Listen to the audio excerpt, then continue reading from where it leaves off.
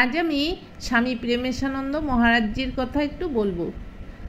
স্বামী প্রেমেশানন্দ মহারাজ বলেছিলেন যে অবতার তত্ত্বের তিনটি স্তর, একটি হচ্ছে রূপ, একটি লীলা, আরেকটি তত্ত্ব।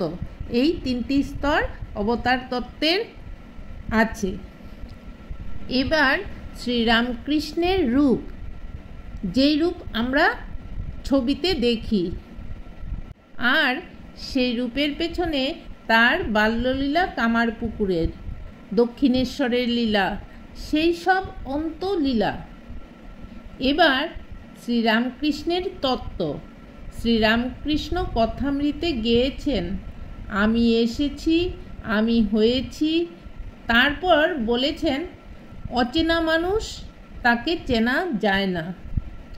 বাউলের দল এলো গেল, গান গাইয়ে চলে গেল, তাকে কেউ চিনতে পারল না। শ্রী শ্রী রামকৃষ্ণ পরমহংসদেবের সেই অবতার তত্ত্বের তিনটি স্তরের কথা স্বামী প্রেমেশানন্দ মহারাজজি খুব সুন্দর করে বর্ণনা করেছিলেন। তাই আমরা শ্রীরামকৃষ্ণকে জানতে পেরেছি যে তিনি সমস্ত জগৎ আত্মবান, তিনি পারমার্থিক সত্য, তিনি আত্মা, তিনিই সেই সৎ ব্রহ্ম। সেই সৎ ব্রহ্ম শ্রীরামকৃষ্ণ আমাদের কাছে।